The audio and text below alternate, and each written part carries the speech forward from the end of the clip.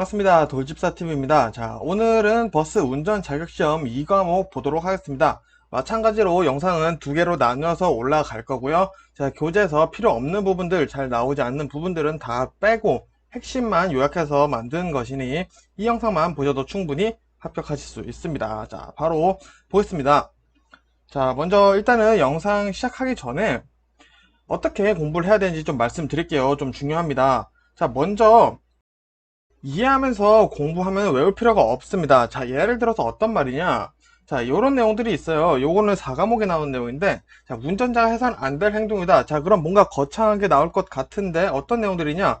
자, 지그재그로 운전한다. 다른 운행자와 싸우면 안 된다. 예측 운전, 예측 출발하면 안 된다. 뭐 추측 운전, 경치 감상하면서 운전하면 안 된다. 자, 이런 내용들이 나와요. 그래서 운전자가 해선 안 될 행동이라고 하면은 일반적으로 사람들이 떠올리는 그런 내용들이 나오게 된다. 자, 이런 문항들이 굉장히 많기 때문에 우리는 이런 것들은 최대한 배제하면서도, 그래서 특이하게 나온 친구들이 간혹 있어요. 그런 것들만 공부를 해주시면 되겠습니다.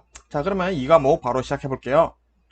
자, 먼저 일상 점검 확인입니다. 일상 점검이라는 것은 매일 확인하는 거기도 한데, 어떤 개념을 잡으시면 되냐? 즉시 확인이 가능한 것들을 생각을 떠올려 보시면 됩니다.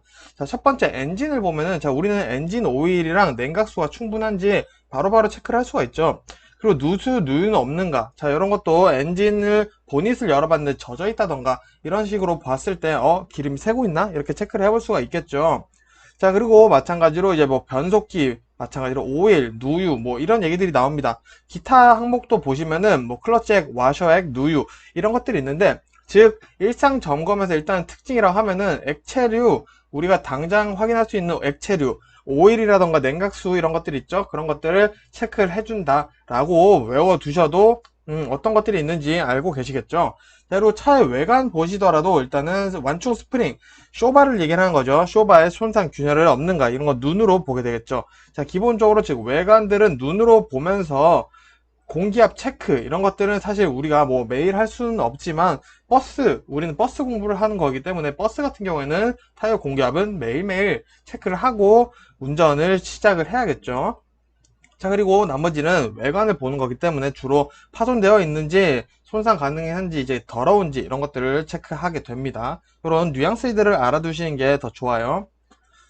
자, 그리고 운행 전 점검사항 한번 보겠습니다. 마찬가지로 이해하면 굳이 외울 필요 없습니다. 하나하나 1번은 뭐고 2번은 뭐고 이렇게 외우면 지쳐요. 그래서 어떤 것들을 체크를 하냐, 각종 게이지, 액체류 상태를 확인한다. 자, 엔진 오일이나 냉각수 이런 것들 있죠. 이 밖에도 무슨 오일, 브레이크 오일 뭐 이런 식으로 나오면은 운행 전 점검 사항 해야 되는구나 라는 개념을 액체류로 잡으시면 됩니다. 자, 그리고 각종 장치의 작동 상태 여부를 확인하게 되는데, 자, 각종 장치라면은 모든 장치를 다 말씀드리는 겁니다. 예를 들어서 계기판이 점등이 잘 되고 있는지, 그리고 각종 벨트들의 장력이 괜찮은지 이런 것들을 다 체크를 하게 된다는 겁니다. 그리고 아까 말씀드렸던 일상점검, 차의 외관을 보는 거 있었죠. 그 외관의 전등의 청결 상태나 작동 상태 여부를 확인하는데, 자, 안개등이 잘 들어오는지, 전조등이 잘 들어오는지, 후상형은 깨끗한지, 백미러는 깨끗한지, 그리고 볼트, 너트 등이 잘 조여있는지 이렇게 외관으로 볼 수 있는 것들을 확인한다 라고 이렇게 해서 개념만 잡아주시면 되겠습니다. 따로 외울 필요는 없겠죠. 자, 운행 중 점검 사항도 마찬가지예요. 출발 전에 일단은 작동 상태를 확인해야 됩니다. 작동 상태, 우리가 제일 많이 쓰는 게 뭐가 있죠? 브레이크, 엑셀 이런 것들이 있죠. 그리고 우리 배터리 떨어지면 시동이 안 걸립니다. 그런 것들을 당연히 체크하게 되겠죠. 그리고 뭐 클러치나 이런 기어들이 잘 움직이는지, 엔진 소리는 깨끗하게 일정하게 나는지 이런 것들을 확인하게 되고, 뭐 거울 상태 깨끗한지, 뒤가 잘 보이는지 체크를 하게 되겠죠. 자, 운행 중 점검 사항도 마찬가지인데, 이제 운행 중에 점검하는 것들은 필수 요소들입니다. 예를 들어서 우리 차의 방향을 바꾸는 엔진, 핸들이죠. 그리고 차에 움직여주는 엔진, 그리고 차를 멈추게 하는 제동력을 가지는 브레이크, 즉 조향, 그리고 시동, 동력이죠. 그리고 제동, 이렇게 세 가지를 체크를 하게 된다는 겁니다. 즉, 이 조향장치, 시동장치, 그리고 제동장치와 관련된 모든 항목들이 만일에 문제 나온다. 그럼 이거는 운행 중에 점검을 해야 되는 사항이구나. 이런 식으로 연결해서 외워주시는 게 상당히 중요하다는 말씀 드리고 있습니다. 자, 그리고 추가로 냄새까지 체크를 해줘야 된다는 거, 이런 거 빼먹으시면 안 되겠죠. 자, 그럼 운행이 끝났습니다. 운행 후에 어떤 것들을 점검해야 되는지 볼게요. 자, 일단은 운행 후의 점검사항은 운행 전 점검사항과 상당히 비슷해요. 왜? 운전이 끝났으니까, 어떤 것들 사용했던 것들을 체크를 해보게 되겠죠. 그래서 운행 전 점검사항과 상당히 비슷합니다. 자, 한번 다시 이해를 해볼게요. 운행 전에 우리 액체류가 이상이 있는지 확인해 본다 그랬죠. 오일과 냉각수 이런 것들이 있었어요. 운행 후도 마찬가지고요. 첫째, 외관 상태를 봅니다. 내가 모르는 사이에 누가 와서 발로 차서 전조등을 깨지는 않았는지, 그리고 상태, 전조등이 잘 켜지는지 이런 체크 같이 하게 됩니다. 운행 전과 똑같죠? 자, 그리고 조향장치, 완충장치, 쇼바 이런 것들을 체크하게 됩니다. 자, 여기서는 잘 되는지 확인을 하는 게 아니라 균열은 없는지, 볼트 너트는 잘 조여져 있는지 이런 것들을 마찬가지로 운행 전과 똑같이 체크를 한다. 즉, 운행 후 점검 사항은 뭐냐? 이상이 있었는지 혹은 이상이 있는지 체크를 한다라는 개념에서 운행 전 점검과 상당히 비슷하다라고 보시면 되겠습니다. 자, 그러면은 이제 안전수칙 쪽은 볼 건데요. 안전수칙도 이제 운행 전으로 좀 나뉩니다. 자, 여기서도 마찬가지로 우리 상식으로 풀 수 있습니다. 우리의 상식이 어떤 상식이냐? 일단은 지금 버스 운전 자격시험을 공부하시는 모든 분들이 운전의 경험이 있으신 분들이에요. 운전면허 자격증이 없으면은 시험을 볼 수가 없죠. 자, 그래서 내가 운전하면서 가지고 있었던 상식들 있죠. 그리고 약간 헷갈리는 부분들이 분명히 있습니다. 그럴 때는 충분히 고민을 하셔도 풀 수 있습니다. 즉, 외울 필요는 없다라는 말씀 드릴게요. 자, 그러면 한번 연습해 볼게요. 어떤 식으로 되나? 자, 운행 전에 뭘 해야 될까요? 안전벨트 당연히 착용을 해야겠죠. 근데 문제도 어떻게 나오냐? 가까운 곳을 갈 때는 굳이 착용하지 않아도 된다. 이렇게 얘기할 수도 있어요. 하지만 우리 FM, 정식적인 모습으로 봤을 때는 운전을 하기 전 무조건 안전벨트를 하죠. 우리 운전면허 시험 볼 때 그때를 생각해 주시면 됩니다. 안전수칙은. 자, 올바른 운전 자세, 어깨를 펴고, 자, 손목이 핸들의 가장 먼 곳에 닿는다. 뭐, 요런 개념들. 이거는 좀 이론이지 않나? 자, 요런 것들은 외워줘야겠죠? 자, 그리고 운전 방해 요소 제거. 자, 내가 운전을 하는데 핸들 위에 뭘 올려놓고 한다거나 엑셀 옆에 뭔가를 내려놓고 짐을 싣고 운전을 한다던가 이래서는 안 된다라는 거고요. 자, 그리고 좌석이나 핸들의 위치, 후사경 조정 이런 것들은 운전 중에 실수해서는 절대 안 된다라는 거 사실은 우리 모두 알고 있습니다. 자, 그리고 일상 점검에 생활화한다. 일상 점검은 뭐가 있었다 그랬죠? 액체류가 새고 있는지 아닌지 이런 것들을 보통 체크한다고 말씀드렸죠. 자, 이런 것들 잘 체크해 주시고, 인화성 물질 차량 내 비치 금지, 특히나 여름철에는 더더욱이나 신경을 써야 되는 부분이죠. 당연히 폭발물이 내 차에 있으면은 그건 좀 아니죠. 자, 그래서 생각해보면은 우리 당연한 얘기들이에요. 하지만 헷갈릴 수 있는 부분들이 있습니다. 그래서 이런 안전수칙에 대한 문제가 나왔을 때는 내가 운전면허 시험 볼 때 안전벨트 안 하고면은 바로 감점이었지. 이런 것들 떠올리시면서 문제를 푸시는 게 좋습니다. 굳이 외우실 필요는 없어요. 자, 그러면 운행 후에 어떻게 하는지 한번 보도록 하겠습니다. 마찬가지 우리 상식으로 문제를 풀 수가 있는데, 자, 내릴 때 좌우를 살펴야 됩니다. 자, 오토바이가 차 사이로 지나갈 수도 있고 자전거로 지나갈 수도 있겠죠. 그리고 밀폐된 공간에서 공회전 시키지 않습니다. 주차장, 밀폐된 주차장에서 공회전 시키면 아저씨들이 와서 뭘 하잖아요. 그리고 요런 거 좀 특이한 거 헷갈리는 거 외워줘야겠죠. 오르막에서는 1단을 놓고 내리막에서는 R단을 놓고 고인목을 설치를 해야 합니다. 자, 요런 거는 우리가 잘 몰랐을 경우가 있어요. 그래서 요런 거는 꼭 외워주셔야겠죠.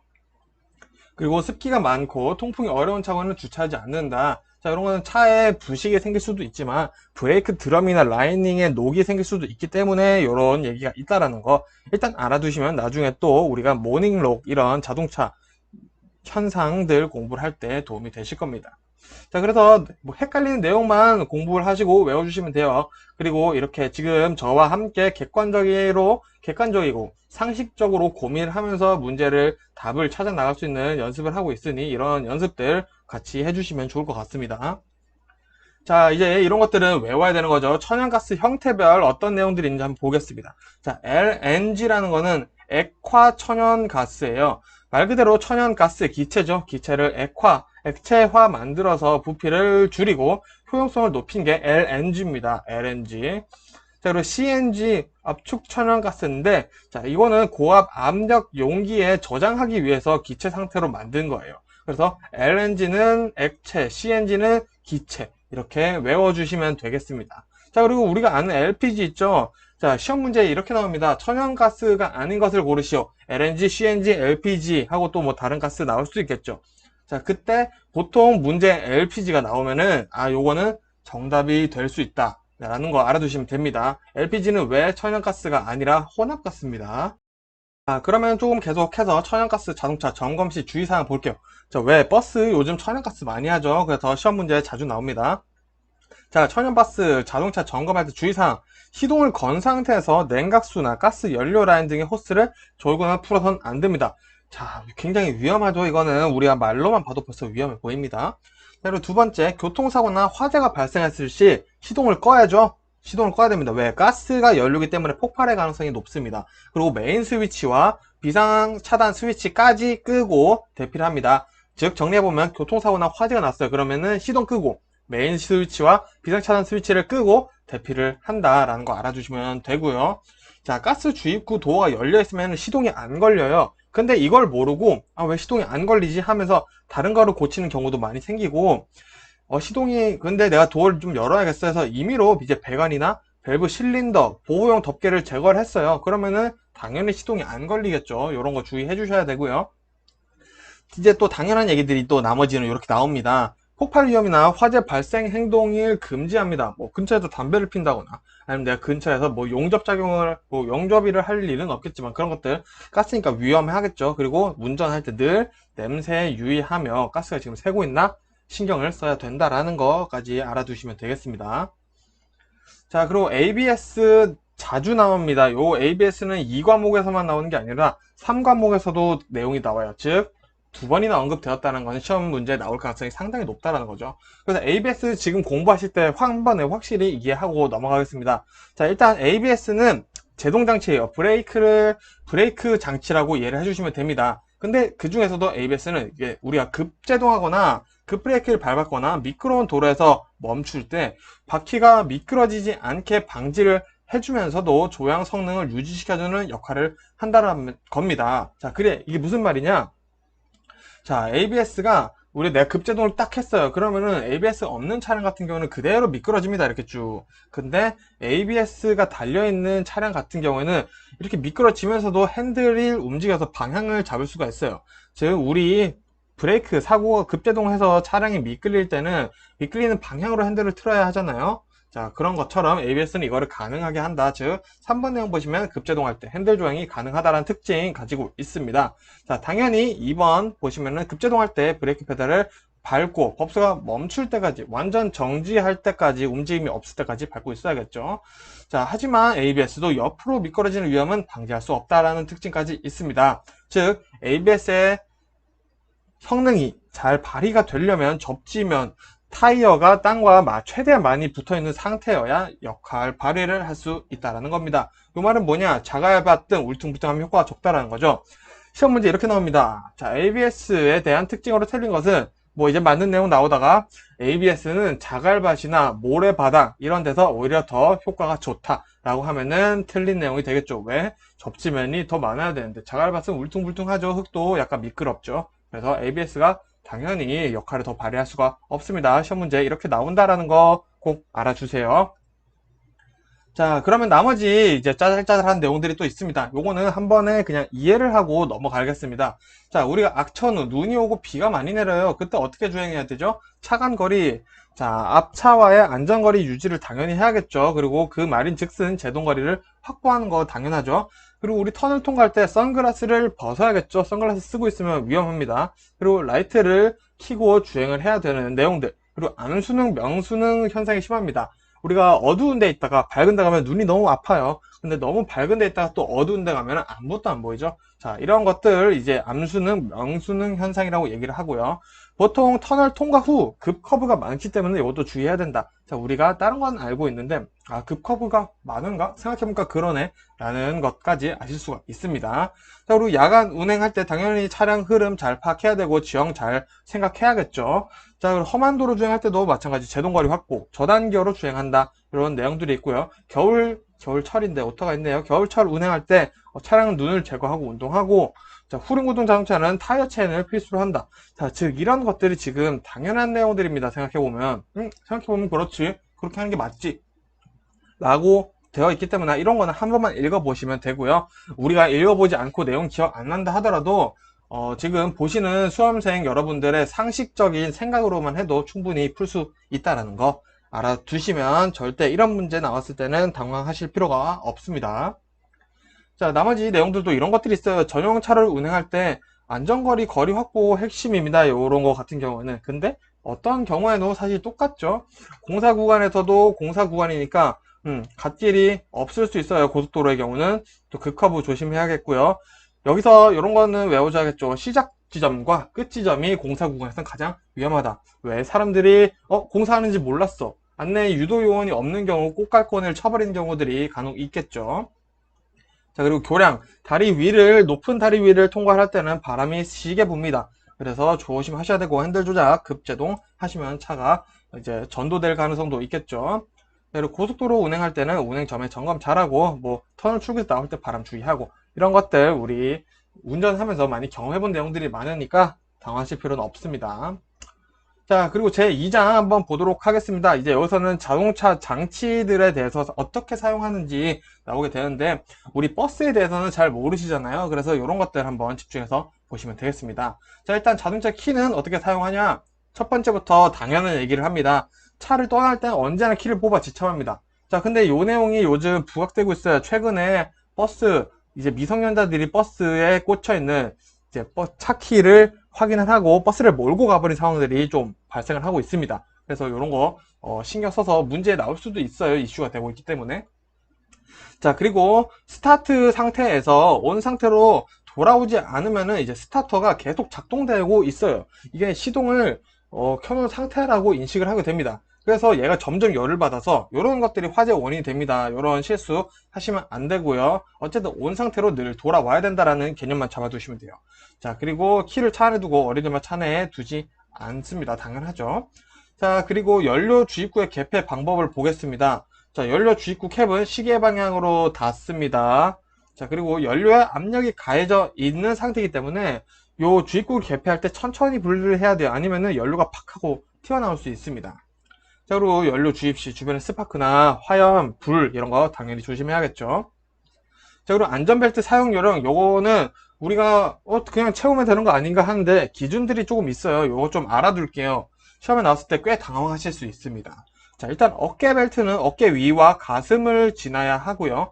허리 벨트는 골반 위를 지나서 엉덩이 부위를 지납니다. 그리고 안전벨트는 복부에 착용하는 것은 아니고요. 안전벨트가 꼬이면은 당연히 안 되겠죠. 즉, 이 위에 있는 세 가지 기준, 어깨 벨트는 어깨 위와 가슴을 지나고, 허리 벨트는 골반 위를 지나서 엉덩이 부위를 지난다. 이런 거. 그리고 안전벨트는 복부에 착용하면 안 된다.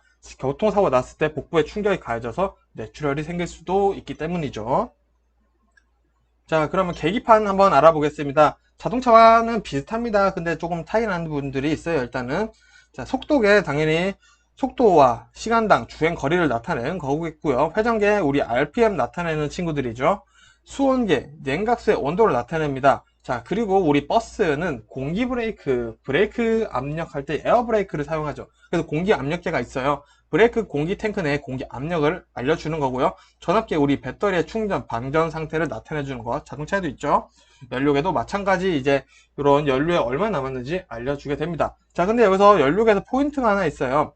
겨울철에는 연료를 가득 유지해주는 게 좋습니다. 그럼 연비 안 좋아지지 않나요? 라고 우리가 생각을 하는데, 자, 기름이 가득 차 있으면 수분 침투가 방지되기 때문에 그만큼 수분이 들어갈 공간이 좁아지겠죠. 그래서 엔진을 위해서는 기름을 가득 채워주는 게 동절기에는 좋다. 이런 거 꼭 하나 알아두세요. 자, 그러면은 이제 또 자동차에 우리 버스에 있는 주요 경고등 한번 외워보도록 하겠습니다. 자, 우리 버스에는 브레이크 에어 브레이크를 사용한다고 했었죠. 자, 그래서 이렇게 생겼습니다. 브레이크 에어라고 영어로 써 있네요. 자, 그리고 배터리 충전 경고등 이렇게 생겼습니다. 자, 생긴 것만 보시면 돼요. 자, 그리고 배기 브레이크 표시등은 이렇게 생겼습니다. 가운데 줄이 쭉쭉쭉쭉 이렇게 4개가 들어가 있죠. 자, 그리고 제이크 브레이크 표시등, 자, 요렇게 생겼습니다. 요거는 그림을 보시면 되겠죠. 자, 엔진 정비 지시등, 체크 엔진을 체크하세요 라는 뜻이죠. 엔진 정비 지시등이다 라는 거고요. 엔진 예열 작동 표시등, 이렇게 코일 모양이 되어 있습니다. 코일. 이렇게 한번 두 번 감아져 있죠. 이거는 엔진 예열 작동 중입니다 라고 얘기를 하고요. 예열이 완료되면 꺼지게 됩니다. 자, 그리고 냉각수 경고등 여기 워터라고 되어 있습니다. 물을 사용해서 보닛 안에 물을 넣는 경우는 우리 냉각수밖에 없어요. 자, 수온 경고등 오버히트 너무 뜨겁다라는 뜻이죠. 오버 넘어섰어요. 히트 내가 생각한 열의 기준이. 그래서 이게 딱 켜지면은 냉각수가 너무 뜨겁다 이렇게 보시면 되고요.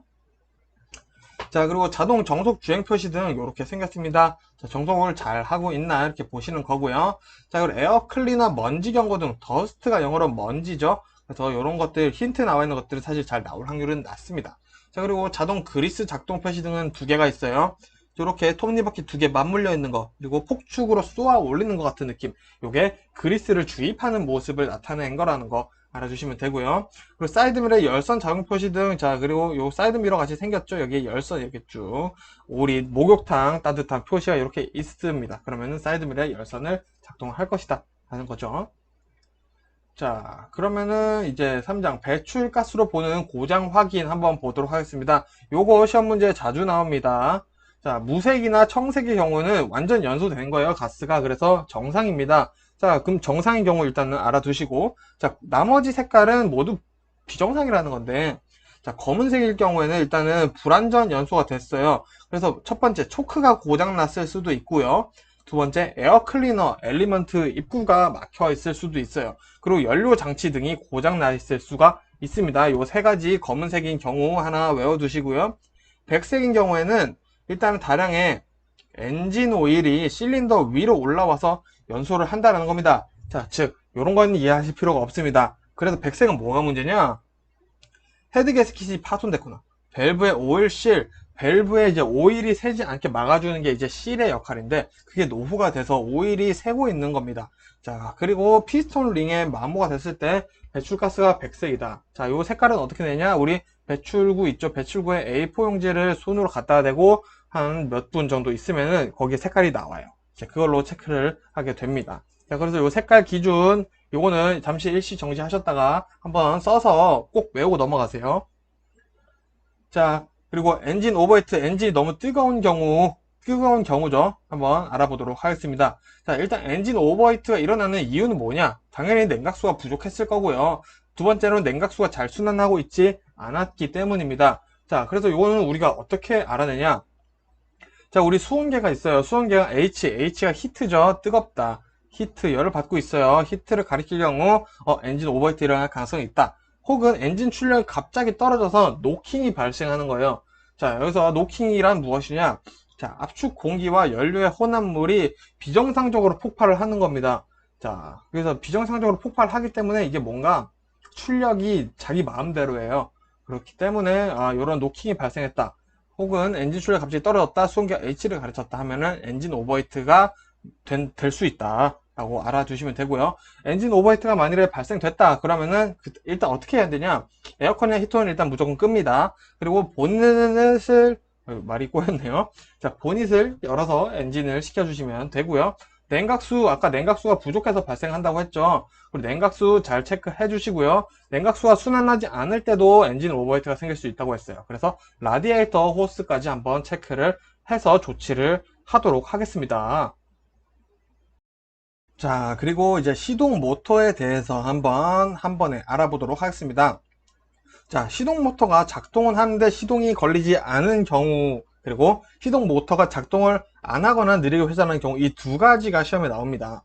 자, 먼저 첫 번째 볼게요. 시동 모터가 작동은 하는데 시동이 안 걸려요. 자, 왜 그러냐?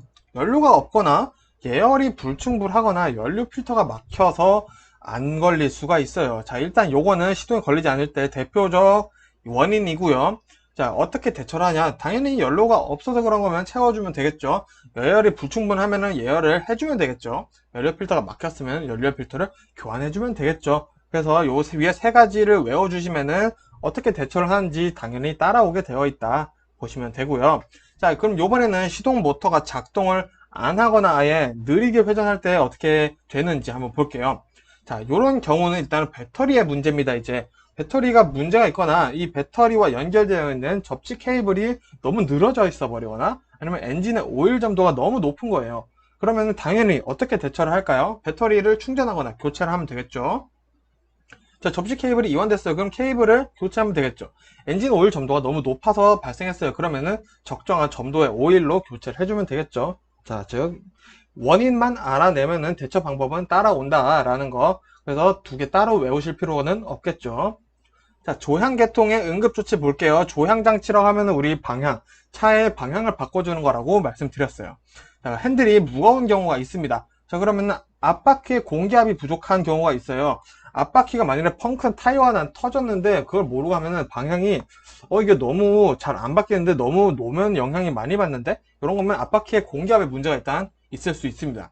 두 번째로는 파워 스티어링 오일이 부족할 수 있어요. 자, 그러면은 어떻게 대처를 하면 좋을까요? 자, 공기압이 부족하니까 적정 공기압을 채워주면 되고요. 파워 스티어링 오일이 부족하니까 파워 스티어링 오일을 보충해주면 되겠죠. 자, 그런데 스티어링 휠, 핸들 똑같은 얘기예요. 이 스티어링 휠이 떨리는 경우가 있어요. 그냥 요거는 말 그대로 타이어에 문제가 있거나 도로에 문제가 있는 건데 도로에 문제가 없는 것 같다. 자, 그러면은 잠시 갓길에 세워야겠죠. 자, 타이어에 문제가 있을 수 있습니다. 그리고 혹은 이 휠 너트를 타이어를 조여주는 이 휠 너트가 풀려 있을 수가 있어요. 그럼 당연히 어떻게 해야 된다? 타이어를 점검하거나 교환을 해주면 되고요. 휠 너트를 조여주면 되겠죠. 그리고 추가로 규정 토크로 조인다. 이 말이 이제 휠 너트를 조인다라는 말과 똑같죠. 그래서 지금 계속 원인만 알면은 대처 방법 따라오고 있습니다. 자, 제동계통 응급조치 요령까지 한번 살펴볼게요. 자, 우리 브레이크 제동 효과가 안 좋다라면은 사실 여러 가지 문제가 있는데 시험에 나오는 것들은 요겁니다. 일단 공기압의 문제가 있어요. 왜? 에어브레이크이기 때문에 이 공기가 부족할 수도 있어서 안 될 수도 있겠죠. 혹은 너무 많아서 안 될 수도 있습니다. 자, 그리고 라이닝 자체에 문제가 있어요. 그럴 수도 있겠죠. 자, 그리고 타이어에 문제가 있어서 타이어가 미끌려서 잘 안 멈추는 경우도 있겠죠. 즉, 요것도 원인이 지금 이렇게 세 가지라면 대처 방법은 전에 우리가 봤었던 것처럼 요 세 가지를 해결해 주면 되겠죠. 라이닝을 교체해 준다거나 타이어를 교체해 준다거나 아니면은 또 공기압을 잘 조절해 준다거나 이렇게 해주시면 됩니다. 단순하게 생각하셔도 돼요. 자, 그리고 브레이크가 편제동 되는 경우가 있습니다. 자, 요거는 이유는 하나예요. 타이어와 라이닝 사이의 간극, 그 거리가 문제인 겁니다. 그래서 요거는 일단 타이어 공기압 체크도 한번 해주시면 좋고 라이닝 간극을 조정해 주는 게 중요하겠죠. 자, 이렇게 해서 일단은 우리 이 과목의 1장, 2장, 3장까지 알아봤는데 여기서는 우리가 좀 연결해서 외워주고 상식적이고 객관적으로 고민을 해서 답을 찾아내는 연습을 하면은 충분히 푸실 수가 있습니다. 암기를 해야 되는 내용이 생각보다 많지는 않아요. 하지만 이 과목에서 핵심은 뭐다? 4과목이다. 그래서 제가 다음 영상은 4과목만 집중적으로 설명을 하면서 어떤 것들이 시험에 나오고 어떻게 시험에 나오는지 설명드리도록 하겠습니다. 고생 많으셨습니다.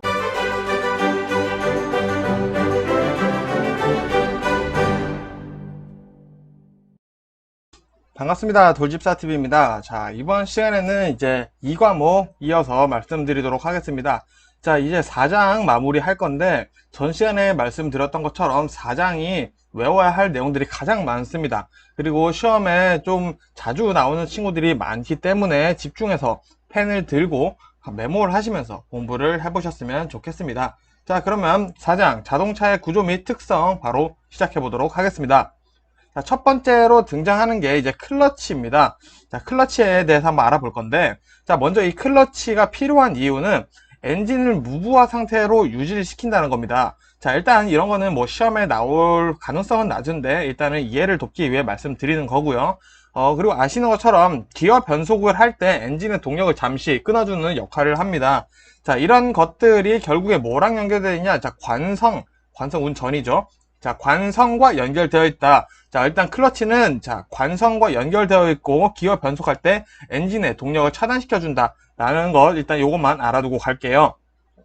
자, 그럼 이 관성 운전이 뭐냐? 자, 엑셀을 떼게 되면은 우리 특정 속도까지 연료 공급을 차단시켜 준다라는 겁니다. 자, 어느 정도 엑셀을 떼면 속도가 줄겠죠. 그 속도 될 때까지 연료 공급, 더 이상 연료가 공급되지 않아야 속도가 올라가지 않으니까 그것을 차단해주는 것이 관성 운전이다 라고 보시면 되겠습니다. 자, 그러면 이제 시험에 뭐가 나오냐? 이 구비 조건이 나옵니다. 보통 이제 우리가 아셔야 될 게 시험에는 구비 조건 혹은 장점, 단점 이런 것들이 자주 나와요. 자, 구비 조건 보시면은 일단은 냉각이 잘 되고 과열에 강해야 합니다. 자, 왜냐? 클러치라는 것 자체가 열이 받으면은 잘 역할을 하지 못한다고 이해를 해주시면 돼요. 그래서 냉각이 잘 되고 열에 강해야 합니다. 그렇고 또 이제 구조가 간단하고 다루기 쉽고 고장이 적어야 합니다. 자, 이게 다 같은 말이에요. 구조가 간단하면 다루기가 쉽겠죠. 그리고 고장이 부품이 없다면은 고장이 날 확률도 조금은 줄게 된다, 이런 뜻입니다. 그래서 조작이 쉽고 회력이 좋아야 합니다. 자, 하지만 또 회전관성은 적어야 하는데 내가 이렇게 내가 물체를 밀게 되면은 앞으로 계속 나아가려고 하는 게 관성이죠. 그런 클러치가 회전을 할 때 이 회전에 내가 동력을 끊었을 때 빨리 줄 수 있는 이런 회전 관성이 적어야 한다라는 뜻입니다. 요 구조 네 가지 꼭 머릿속에 담아주세요. 자, 클러치 좀 더 알아볼게요. 자, 그러면은 또 이런 것들이 문제가 나옵니다. 자, 클러치가 미끄러진다. 클러치가 미끄러질 때 이유로 옳지 않은 것은 이런 식으로 나오게 됩니다. 자, 클러치가 미끄러지는 이유에 대해서 한번 볼게요. 자, 클러치 페달의 자유간격, 유격이 없다. 클러치 페달에 유격이 없다라는 것 때문에 클러치가 미끄러진다. 첫 번째 이유가 될 수가 있고요. 두 번째, 클러치 디스크의 마멸이 심하다. 마모가 심하다라는 것으로 의미를 하시면 되고요. 클러치 디스크에 오일이 묻어 있다. 자, 그럼 미끄럽겠죠. 자, 그리고 마지막으로 클러치 스프링의 장력이 약하다. 장력이 약하면은 클러치가 꽉 들어가서 동력을 차단시켜주는 역할을 하기가 쉽지 않겠죠. 자, 클러치가 미끄러지는 이유 네 가지 머릿속에 담아 주시고요. 자, 이 클러치가 미끄러지면 또 어떤 현상이 발생하냐. 자, 이것도 마찬가지로 시험에 나올 수 있겠죠. 어떤 현상이 발생하는지. 자, 클러치가 미끄러지게 되면 연료 소비량이 증가하고요. 엔진이 과열하게 됩니다. 자, 그 전에 클러치 구비 조건에서 우리 과열에 강해야 된다라는 클러치의 구비 조건이 있었죠. 자, 그거 연결해서 외워주시면 되고요. 또 클러치가 미끄러지게 되면은 구동력이 감소합니다. 이 세 가지 같이 외워주시고요. 자, 클러치 차단이 잘 안 되는 이유, 동력을 끊어줘야 된다고 했어요. 그럼 차단을 잘 돼야 되는데 잘 안 되는 이유 세 가지도 같이 외워볼게요. 자, 마찬가지로 클러치 페달의 자유간격이 크다. 자, 자유간격이 아까는 없으면은 클러치가 미끄러진다 그랬었죠. 근데 이번엔 또 클러치 페달이 자유간격이 너무 크면은 클러치 차단, 동력 차단이 잘 안 된다 라고 보시면 되고요. 또 릴리스 베어링이 손상되었거나 파손되었거나 심하게 마모되었거나 이런 경우에는 클러치 차단이 잘 안 됩니다. 자, 그리고 마지막으로 클러치 디스크의 흔들림이 크다. 즉 클러치 차단이 잘 안 될 때 문제는 클러치 페달의 유격이 크거나 릴리스 베어링이 문제가 있거나 클러치 디스크가 흔들리는 이런 문제가 있을 때 클러치 차단이 잘 안 된다. 이 세 가지 꼭 외워주세요. 자, 외울 게 확실히 많죠. 자, 요번에 그럼 변속기에 대해서 한번 알아보겠습니다. 자, 이 변속기가 필요한 이유가 일단은 무엇이냐. 자, 엔진과 차축 사이에 회전력을 변환시켜서 전달한다. 자, 이게 무슨 말이냐. 결국 자동차 후진할 때 필요하다는 겁니다. 변속기는. 자, 그럼 이 변속기의 구비 조건, 요게 우리가 외워야 될 내용이겠죠. 자, 변속기의 구비 조건 일단 가볍고 단단하고 내구성이 좋다는 뜻이겠죠. 자, 그리고 다루기 쉽고 조작이 쉬워야 합니다. 다루기 쉽다, 조작이 쉽다라는 건 같은 말이죠. 자, 그리고 소음이 적고 동력 전달 효율이 좋아야 합니다. 변속기의 핵심은 동력 전달 효율이 좋아야 한다. 아까 우리 클러치는 동력 차단 효과가 좋아야 하죠. 자, 그리고 연속적이거나 자동적으로 변속이 되어야 된다. 자, 변속기가 연속적이거나 이렇게 자동으로 안 되면 사실 구비하는 의미가 없습니다. 자, 그래서 이게 연결되는 게 자동 변속기예요. 자, 시험에는 자동 변속기가 자주 나옵니다. 자, 장단점 꼭 알아두셔야 되는데 이 자동 변속기의 장단점, 장점 먼저 볼게요. 자, 일단 기어 변속이 당연히 자동이니까 자동 변속기란 말이 붙었겠죠. 그래서 운전이 편하고요. 승차감이 좋습니다. 왜? 발진이나 감속, 가속이 원활해서 승차감이 좋다. 자, 첫 번째 운전이 편하고 두 번째 승차감이 좋아요. 그리고 세 번째 시동이 안 꺼져요. 조작이 미숙해도 시동이 안 꺼진다. 자, 이거는 클러치랑 비교를 해볼게요. 클러치는 우리가 클러치 잘못 밟으면 시동이 꺼져버리죠. 자, 그렇지만 자동 변속기는 그렇지 않다라는 거고요. 그리고 충격이나 진동이 적다. 자, 이것도 마찬가지. 우리 클러치 일종 보통 운전하시는 분들 트럭 운전하시다 보면은 클러치 잘못 밟으시면 우웅 하면서 엄청 차가 흔들리죠. 자, 그게 없다라는 게 자동 변속기의 장점 되겠습니다. 자, 그럼 단점 볼게요. 자, 이런 장점들을 가지고 있는 자동 변속기의 단점은, 자, 가격이 비쌀 수 있겠죠. 구조가 복잡할 수밖에 없어요. 이렇게 여러 가지 기능이 있다 보니까. 그래서 구조가 복잡하고 가격이 비싸죠. 자, 그리고 차를 밀거나 끌어서 시동은 못 걸어요. 요즘에는 사실 이렇게 가능한 차량이 별로 없죠. 자, 이런 단점이 있고요. 그리고 유체에 의한 동력 손실이 생긴다라는 것까지 단점 3가지 같이 외워줄게요. 자, 그리고 이 오일 색으로 구분을 해서 변속기 상태가 어떤지, 그 변속기뿐만 아니라 지금 자동차의 상태가 어떤지 한번 볼 수 있습니다. 자, 이 오일색과 배기색의 차이 구분해 주셔야 됩니다. 전 영상에서 배기색으로 보는 자동차의 상태를 말씀드렸었죠. 자, 오일색에 대한 상태에 대해서 한번 볼게요. 자, 오일은 투명한 붉은색이 정상입니다. 배기가스는 무색, 투명한 색이나 청색이 정상이었죠. 자, 그리고 오일이 갈색일 경우에는 내가 오래 썼거나 가혹하게 사용했다. 좀 이 가혹하게 썼다는 말 자체가 오래 썼다라고 할 수 있을 거고요. 자, 검은색일 경우가 조금 위험합니다. 자, 클러치 디스크가 마멸됐거나 기어가 마멸됐어요. 자, 이런 경우에는 일단은 바로 정비를 받으셔야 되는 상황이겠죠. 자, 검은색이 제일 어두워서 제일 심각하다라고 이해를 하시면 되고요. 백색인 경우에는 오일에 수분이 유입이 된 거예요. 자, 그래서 백색은 물이 들어가 있구나, 이렇게만 외우시면 되고요. 자, 니스 모양으로 된 경우는 이제 오일이 고온에 노출된 경우라고 되어 있는데, 자, 요거 같은 경우 이 5가지 색깔이 지금 나와 있죠. 요거는 머릿속에 꼭 같이 함께 담아 주시면 좋을 것 같습니다. 자, 그러면 이제 타이어에 대해서 좀 알아보겠습니다. 이 타이어에서도 어떤 게 좀 나오냐. 먼저 튜브리스 타이어를 보겠습니다. 튜브리스 타이어라는 건 튜브 리스가 없다라는 영어죠. 튜브가 없는 타이어를 튜브리스 타이어라고 합니다. 자, 요걸 그걸 왜 만들었냐? 우리가 자동차 고속 주행 시 펑크가 났을 때 자동차 타이어가 괜찮을 수 있도록 만든 타이어예요. 자, 그래서 튜브 타이어에 비해 공기압을 잘 유지를 하게 됩니다. 이게 무슨 말이냐? 자동차 타이어가 무엇에 찔려도 공기가 바로 빠지지 않아요. 그래서 고속 주행 시 위험한 상황을 조금 더 줄일 수 있겠죠. 자, 그래서 타이어 내부가 비어 있기 때문에 주행 중 발열이 적어요. 이 공기가 안에 자체에 이제 저장되어 있는 거라고 이해를 해보시면은, 이 튜브 내부가 텅 비어 있기 때문에 좀 열이 빨리 오르지는 않는다라는 개념이죠. 자, 그리고 튜브 고장이 당연히 없겠죠. 튜브가 없기 때문에. 자, 대신 단점이 있습니다. 유리 조각에 손상되면 수리가 어려워요. 자, 여기서 문제. 자, 튜브리스 타이어의 장점에 대해서 맞는지 골라보시오. 못에 찔려도 못이나 유리 조각에 손상되어도 공기가 바로 빠지지 않는다. 자, 이렇게 만일 나왔다 하면은 못에 찔려도 공기는 바로 빠지진 않지만 유리 조각에는 취약하다. 이런 단점이 있다는 거 알아주시면 좋고요. 자, 그리고 림이 변형되면 공기가 새기 쉬워집니다. 자, 말 그대로 림이 변형되면은 타이어와 림 사이에 공기가 빠져나올 수 있다는 단점이 있어요. 자, 두 번째로 레디얼 타이어 한번 볼게요. 레디얼 타이어는 안정성, 안전을 최우선으로 한 타이어입니다. 그러다 보니까 승차감 조금 안 좋을 수 있어요. 대신 안전하려면은 땅과 많이 닿아 있어야겠죠. 그래서 접지 면적이 크다라고 할 수 있고요. 회전할 때 구심력이 좋아요. 이 말 자체가 지금 다 승차감이 안 좋다라는 것을 받쳐주고 있죠. 자, 그리고 고속주행에서도 안정성이 좋아요. 안정성은 좋다라는 거죠. 자, 그리고 스탠딩 웨이브 현상이 잘 안 생깁니다. 자, 요 특징, 스탠딩 웨이브 현상이 잘 안 생긴다는 특징은 꼭 알아두셔야 되는데, 자, 이 스탠딩 웨이브란 말이 자주 나와요. 그래서 한번 짚고 넘어가 보도록 하겠습니다. 자, 접지부 뒤에 주름이 생겨 진동이 발생한다 라고 되어 있는데, 자, 여기 오른쪽 그림 보실게요. 접지부라 하면은 여기 땅, 그리고 타이어, 요 접지부 요 한 점 정도가 되겠죠. 여기가 접지부인데 이 뒤로 주름이 생깁니다. 왜?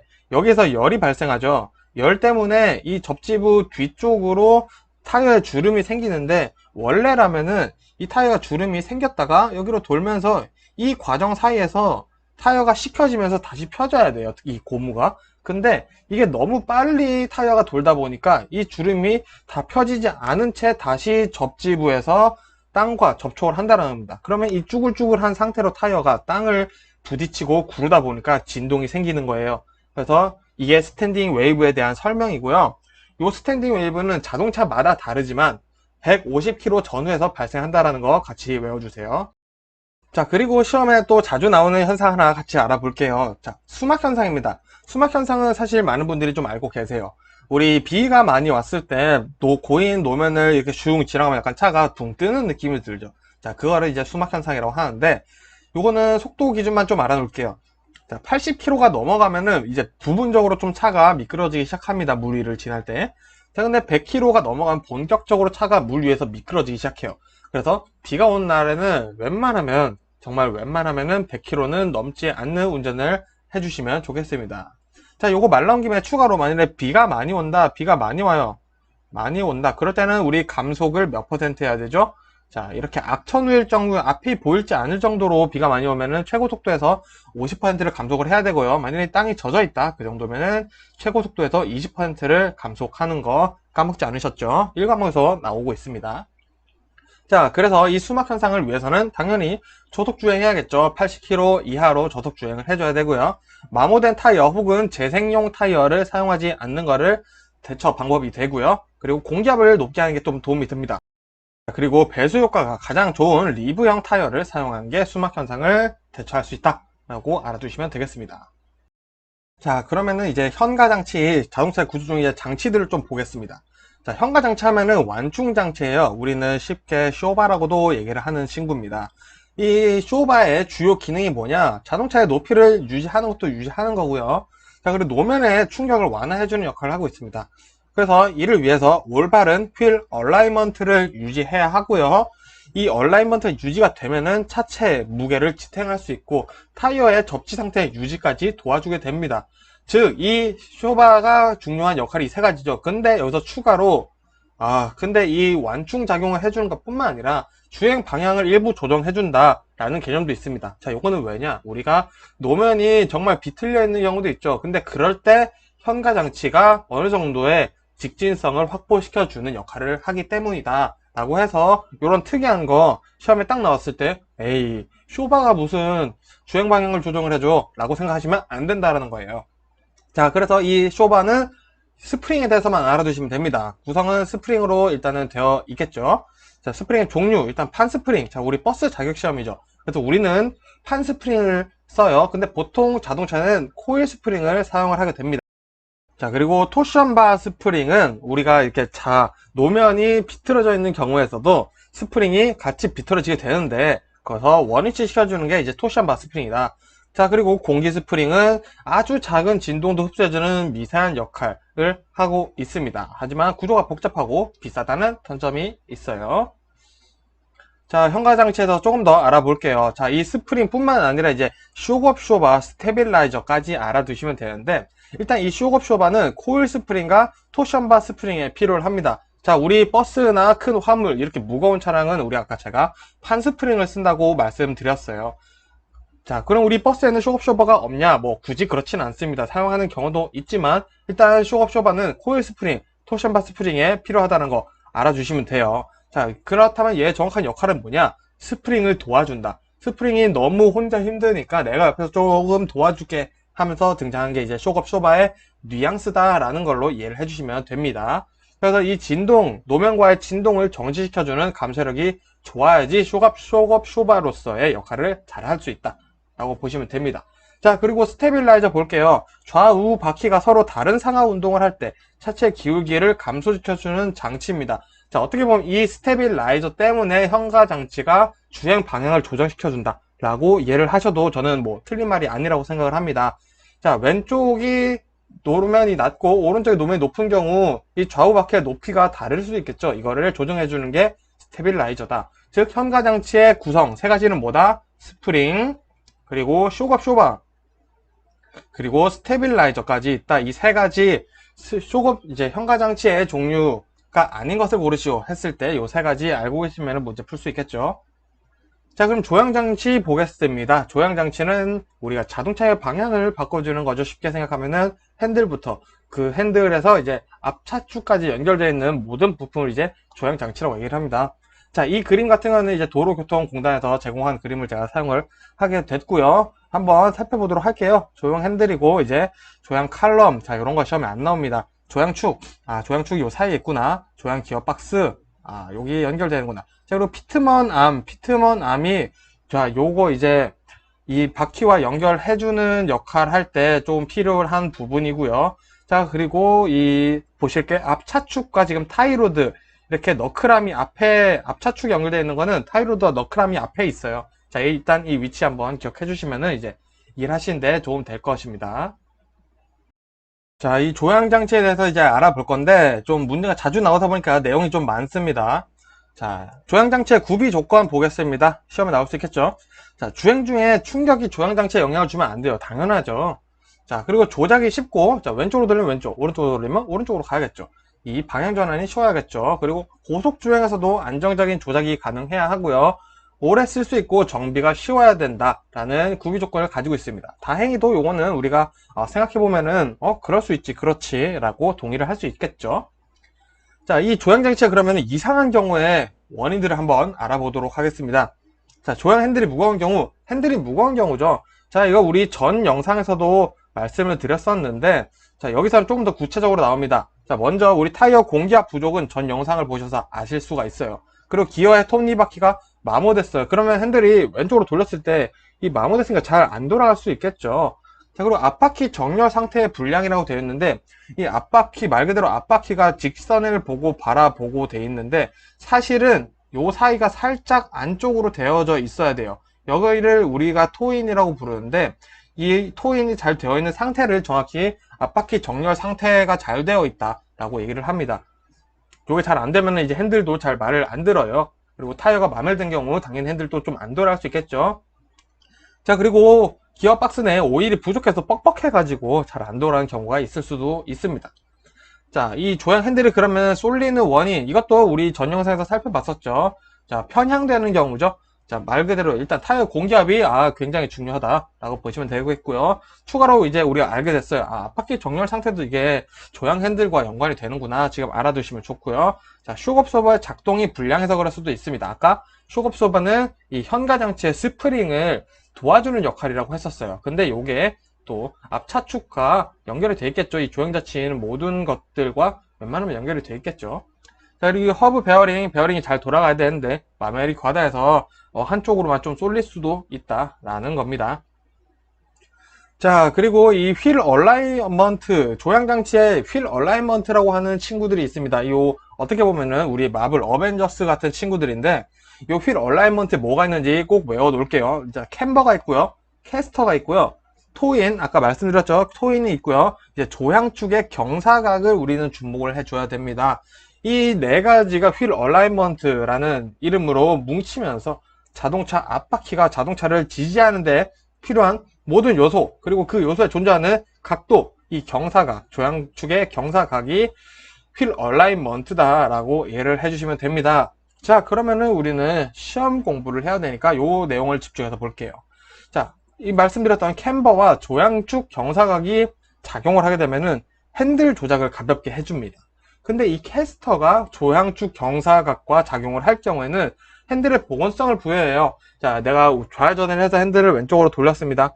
자, 핸들이 스르르 풀려요. 직진을 하게 되면서. 요게 캐스터가 조향축 경사각과 작용을 해주면서 하고 있구나. 오늘 운전하시면서 이제 떠올려 보세요. 자, 캐스터가 작용을 하고 있다. 핸들 조작의 안정성, 핸들이 떨리지 않고 노면에 너무 영향을 받지 않게 해주고요. 확실한 방향 조절을 도와줍니다. 자, 그리고 이 토인, 타이어 마멸을 최소로 줄여준다. 이 타이어 마멸을 그럼 도와주는 게 또 뭐다? 앞바퀴 정렬이 잘 되어 있으면 또 이 타이어 마멸을 줄여준다까지 같이 외워보도록 하겠습니다. 자, 그래서 우리 시험에 나올 수 있는 이 네 가지를 일단은 외워주시는 게 더 중요하겠죠. 자, 그럼 이 휠 얼라이먼트가 필요한 시기, 사실은 늘 필요는 당연히 한데 언제 교체를 해줘야 되고 뭐 이런 내용들이 나옵니다. 자, 타이어를 교환한 경우에는 휠 얼라이먼트도 같이 갈아줘야 돼요. 자, 근데 뭐 아직 너무 괜찮네요, 상태가 좋아요 하는 경우는 안 갈 수도 있습니다. 근데 상태 안 좋은 경우는 정비소에서 이 휠 얼라이먼트 뭐 캠버랑 캐스터 좀 가셔야겠는데 했을 때 이게 덤탱이를 씌우려고 하는 게 아닐 수도 있으니까 이유를 한번 잘 들어보시는 게 좋을 것 같고요. 자, 핸들의 중심이 어긋난 경우나 자동차 핸들이 자꾸 한쪽으로 편향돼요. 이럴 때는 휠 얼라이먼트에 문제가 있을 수가 있겠죠. 자, 그리고 자동차 핸들이 떨리거나 이 떨림이 롤링, 진동이랑 사실 똑같습니다. 자, 이런 진동이 발생한 경우 휠 얼라이먼트를 교체해야 되고요.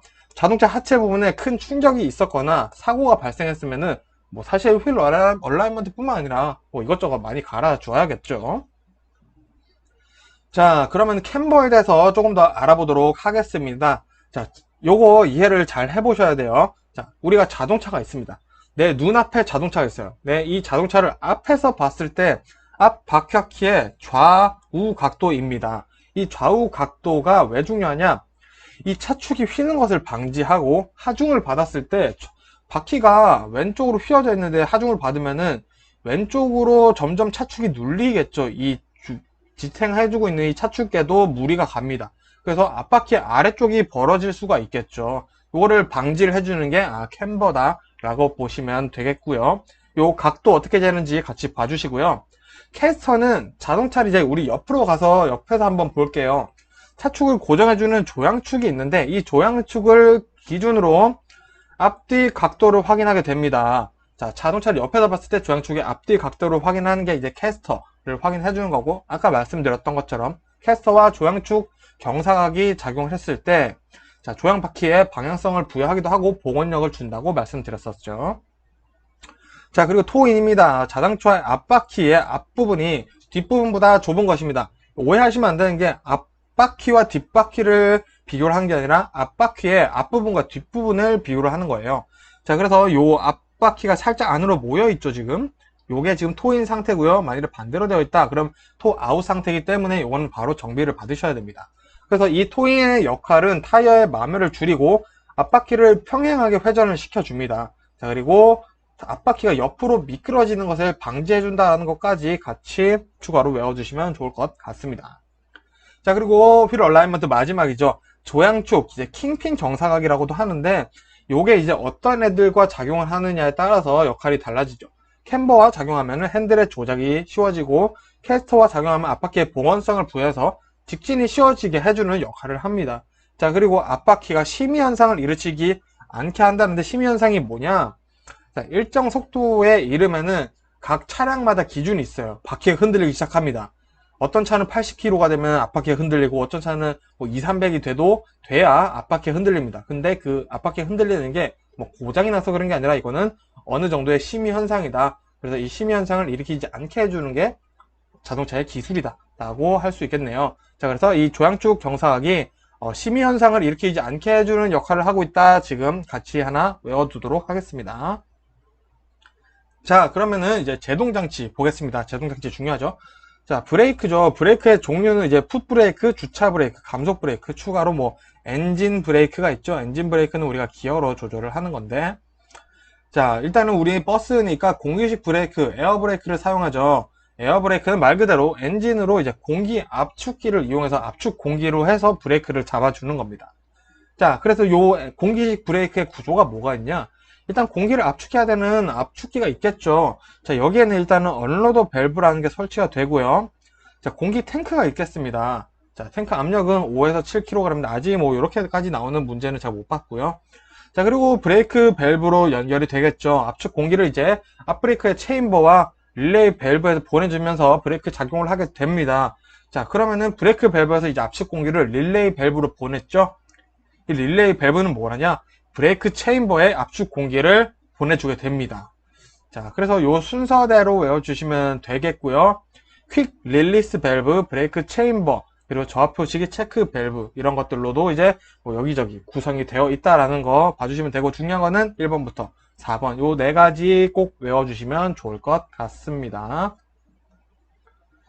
자, 그러면은 공기식 브레이크와 이제 유압 브레력식 브레이크, 자, 유압식 브레이크죠, 그냥. 자, 요 두 개의 차이 한번 비교를 해볼까요? 자, 일단은 우리는 버스죠. 버스는 무겁습니다. 그래서 차량 중량을 보면은 공기식은 제한을 받지 않지만 유압식은 제한을 좀 받아요. 자, 그리고 우리 마찰열로 넘어가 볼게요. 마찰열에서는 마찰열이 망연히 생기면 베이퍼 록이 발생합니다. 자, 요거는 제가 뒤에 가서 또 설명을 드리도록 하겠습니다. 이 베이퍼 록이 발생하는데 공기식 브레이크는 베이퍼 록의 발생 염려가 없어요. 왜냐? 이거는 열 때문에 생기는 건데 우리 공기식 브레이크는 이제 베이퍼 록의 발생 염려가 없다는 장점이 있습니다. 자, 그리고 우리가 또 에너지 소비는 당연히 뭐 우리 에어 공기 압축기를 사용해야 되니까 많은 에너지가 소비되겠죠, 공기식 브레이크는.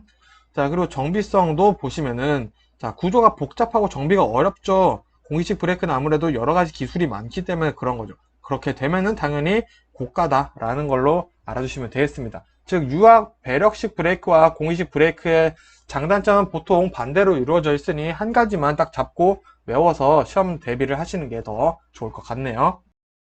자, ABS 내용이 또 나왔습니다. 전 영상에서도 ABS 내용이 나왔는데 지금 ABS 내용이 또 나왔다는 건 중요하겠죠. 자, 하지만 전 영상에서 한번 말씀드렸으니 중요한 것만 짚고 넘어갈게요. ABS는 브레이크의 종류죠. 자, 일단은 조향 성능을 유지시켜주는 역할을 합니다. 자, 이게 무슨 말이냐? 급제동을 할 때도 핸들 조향이 가능하다라는 얘기고요. 요거는 멈출 때까지 당연히 브레이크는 밟고 있어야겠죠. 하지만 옆으로 미끄러지는 위험을 방지할 수는 없다. 그리고 접지면이 많아야 역할 발휘를 잘 한다. 요게 뭐냐? 시험에 자주 나올 수 있는 부분인데, 자, ABS가 역할을 하기에 가장 좋은 조건은 무엇인가? 1번 자갈바, 2번 흙, 3번 고속도로, 4번 포장이 자주 잘 안 된 비포장도로. 이렇게 됐을 때 고속도로가 포장이 잘 돼 있겠죠. 그만큼 타이어가 땅에 많이 붙어 있어야 ABS 역할을 최대로 뽑아낼 수 있다라는 거 일단 요거 알아두시면 되겠습니다. 자, 그럼 브레이크 좀 더 이제 구체적으로 보도록 하겠습니다. 감속 브레이크 뭘까요? 자, 일단 풋 브레이크에 보조로 되는데, 왜냐, 자, 이 풋 브레이크, 내리막길에서 특히 풋 브레이크를 많이 잡게 되면은, 이제 브레이크 오일에 문제가 생기거나, 브레이크 드럼, 라이닝 이런 데 문제가 생기게 됩니다. 자, 그렇게 되면은 어떤 현상이 일어나냐? 베이퍼 록이라는 현상과 페이드 현상이 일어납니다. 자, 우리가 풋 브레이크를 계속 밟아요. 그러다 보니까 브레이크 오일이 이제 너무 뜨거워지다 보니까 기포가 생기기 시작합니다. 그래서 브레이크 사이에 이제 브레이크 드럼과 브레이크 라이닝 사이에 빈 공간이 생겨요. 그래서 브레이크 잘 먹지 않습니다. 그래서 너무 풋 브레이크만 잡지 말고 이 감속 브레이크, 엔진 브레이크도 같이 잡으면서 내리막길 내려와야 한다라는 얘기를 연결될 수 있고요. 이 페이드 현상도 마찬가지입니다. 열 때문에 생기는 건데 요거는 브레이크 라이닝과 브레이크 드럼 자체의 변형이 오는 거예요. 조금 차이가 있죠. 그래서 이 고속 내리막길에서 풋브레이크를 시게 잡으면은 마찰이 심해져서 라이닝과 드럼이 이제 과열되면서 브레이크가 뜨겁다 보니까 오일과 함께 미끄러지게 되는 현상이 생깁니다. 즉, 이 마찰 에너지는 과적과 속도에 비례한다라는 개념을 머릿속에 담아주시면 되는데, 무거울수록 마찰 개수가 높아져서 브레이크를 조금만 밟아도 이 페이드 현상이나 베이퍼록 현상이 일어나기가 쉬워요. 그래서 이거는 운전하실 때도 조심하셔야겠지만, 이런 게 응용돼서 시험에 나올 수도 있으니 이 내용 자체를 이해를 해 두시는 게 문제 푸시는데 훨씬 더 도움이 되실 겁니다. 자, 이 감속 브레이크의 그러면 종류를 조금 더 나눠 보도록 하겠습니다. 자, 일단 대표적으로 엔진 브레이크가 있고요. 그리고 제이크 브레이크, 배기 브레이크, 리타터 브레이크가 있는데, 자, 여기서 일단 제일 중요한 건 엔진 브레이크예요. 다른 건 중요하지 않습니다. 자, 이 가속 페달을 놓거나 우리가 이제 저속기화를 놓았을 때 엔진 자체의 회전 속도가 줄게 된다는 거죠. 이제 그거를 통해서 우리가 얻게 되는 제동력을 엔진 브레이크라고 얘기를 하는 거고요. 제이크 브레이크는 그냥 말 그대로 피스톤, 엔진이 이렇게 상하 운동하면서 에너지를 만들어내죠. 이 피스톤 운동을 억제하는 것이고요. 배기 브레이크는 배기 밸브 스프링 장력과 평형을 만든다라고 하는데, 그냥 배기는 뭐 배기 비슷한 단어 나온다, 이 정도로만 하고 넘어가세요. 괜히 우리 공부할 거 많은데 머리 아파집니다. 이거는 제가 현실적으로 말씀드릴게요.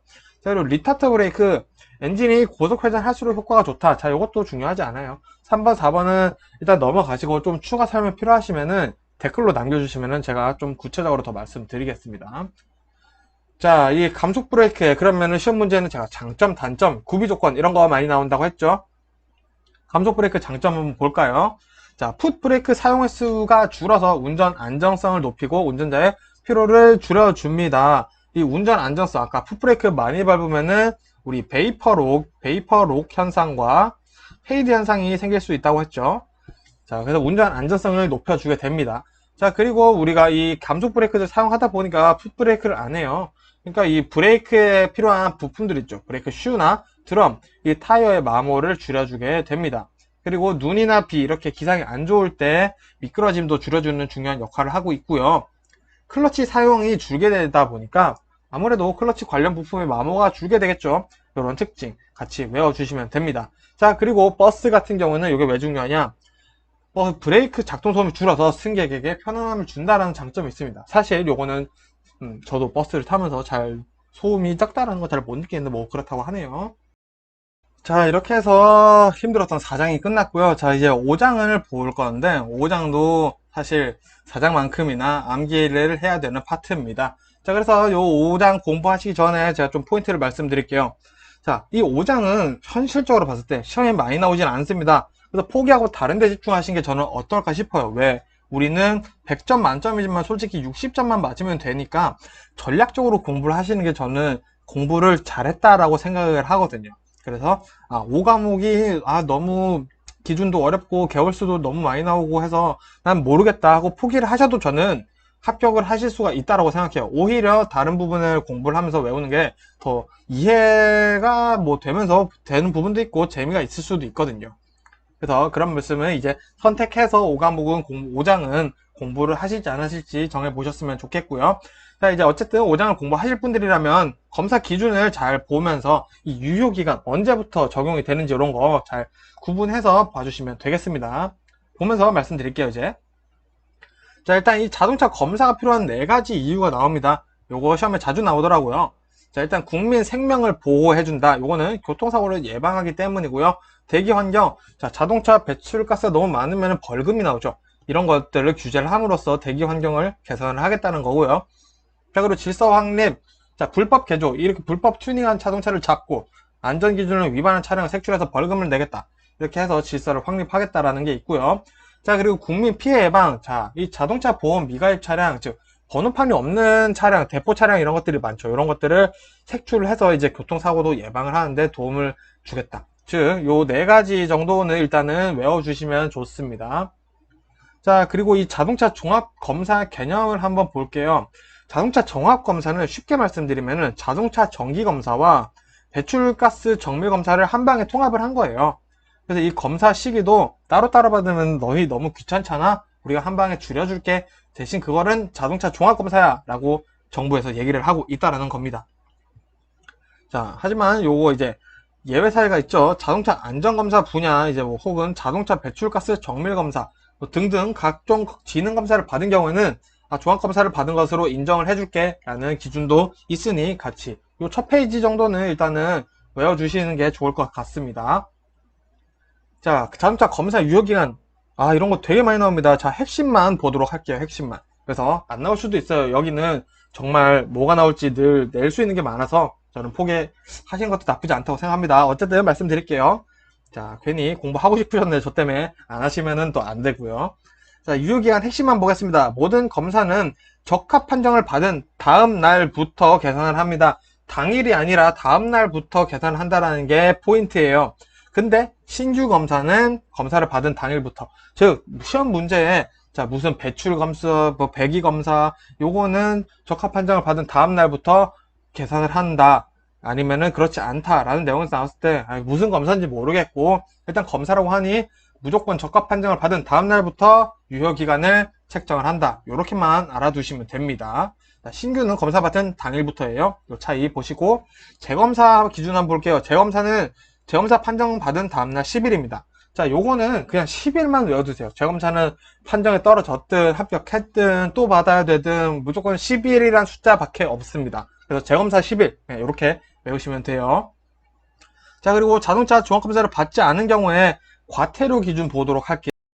자, 종합검사를 받아야 되는데 만료일로부터 30일 이내에요. 그럼 요 2만원이 나옵니다. 근데 30일이 초과했어요. 근데 114일 이내까지는 2만원 플러스 알파가 나와요. 자, 요거 계산하는 문제로 일부러 여러분들 스트레스 받게 하려고 나올 수도 있습니다. 멋있게 풀어주면 또 간지나겠죠. 자, 그래서 한번 말씀드릴게요. 요 개념이 뭐냐? 자, 30일 초과부터예요. 그러면 31일째부터 30일 초과니까 30일부터가도 될 수도 있겠죠. 30일 초과. 30일 초과되는 거 맞죠? 헷갈렸네요. 죄송합니다. 자, 그러면 3일마다 만원씩 추가되는데, 즉 35일이면은 4만원이 됩니다. 왜? 33일 되면은 일단 만원 추가되는데 34, 34, 35, 36, 요 3일 동안 또 만원이 추가된다라는 겁니다. 그러면은 37, 38, 39일째는 또 요 3일 단위로 만원이 추가되는 거죠. 그럼 요때는 또 4만원이 추가된다 라는 개념입니다. 그래서 3일마다 만원씩 추가된다라는 개념으로 계산을 해주시면 돼요. 근데 이 114일도 넘어버렸다? 자, 그러면 그냥 너는 30만원 이렇게 해서 간다라는 거 알아주시면 됩니다. 자, 그럼 이제 자동차 정기검사에서 이제 안전도 검사 중에서도 이제 핵심만 보도록 하겠습니다. 자, 비사업용, 사업용으로 돈을 벌려고 쓰지 않는 자동차의 검사 유효기간은 2년이에요. 사업용 승용 자동차는 1년이고요. 자, 경영, 소형, 수학 및 화물 자동차 1년입니다. 자, 그러면은 1년인 것들 엄청 많죠. 그럼 우리가 외워야 될 건 뭐냐? 2년인 게 뭔지랑 6개월짜리가 뭔지 요것만 외워주시면은 나머지는 다 1년 이렇게 해서 외우시면 되겠죠. 자, 그래서 2년은 요거고요. 6개월은 뭐냐? 사업용 대형 화물 자동차인데 2년 넘은 경우, 그리고 중형 승합 및 사업용 대형 승합 자동차 8년 넘은 경우, 자, 급하게 자동차 5년 넘은 경우 6개월이죠. 즉, 자, 2년 넘고 8년 넘고 5년 넘었어요. 그러면은 검사 유효기간은 6월이 된다라는 거 이렇게 해서 간단하게 외워주시면 되겠네요. 자, 이 정기검사 안전도 과태료 마찬가지로 종합검사 과태료와 동일하니까 종합검사 과태료 요거 같이 한 번 더 외워주시면 되겠습니다. 이 정도는 외우셔야 돼요. 자, 그리고 자동차 튜닝 검사도 제가 중요한 숫자들만 좀 말씀드릴게요. 자, 튜닝 승인을 받은 날부터, 당일부터죠. 당일부터 45일 이내에 튜닝 검사를 받아야 합니다. 자, 저도 이걸 받아봤는데 굉장히 까다롭습니다. 저는 오토바이 때문에 좀 받아봤는데 CC 높으면 받아야 되거든요. 자, 그래서 이 튜닝 승인 신청 서류에는 뭐가 필요한지 4개 알아두셔야 됩니다. 자, 튜닝 승인 신청서, 그리고 튜닝 전후 주요 재원표, 그리고 튜닝 전후 차량 외관표. 자, 요거는 인터넷 검색해서 다운받아서 가셔야 돼요. 내 차가 튜닝하게 되면 어떻게 생길지, 그리고 전에는 어떻게 생겼는지 이런 재원표와 외관표 만들어서 가셔야 되고요. 튜닝하고자 하는 구조, 이 튜닝하려는 장치가 있겠죠. 이 장치의 설계도를 가져가셔야 됩니다. 그래서 이 승인은 접수일부터 10일 정도 걸린다라고 보시면 되겠습니다. 자, 근데 이런 승인 절차를 받지 않고 운행을 했을 때 1년 이하의 징역 또는 1,000만 원 이하의 벌금이 나올 수 있다는 거 같이 염두해 주시면 되겠습니다.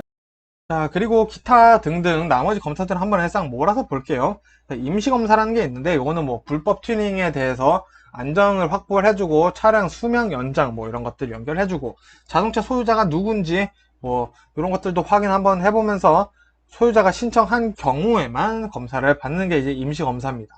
자, 그리고 신규검사는 여객 자동차의 면허, 등록, 인가, 신고 등이 실효, 이제 효과가 더 이상 없는 거죠. 실효되거나 취소되어 말소된 경우 검사를 받는 게 이제 신규검사입니다. 물론 처음 받는 분들도 신규검사를 받겠죠.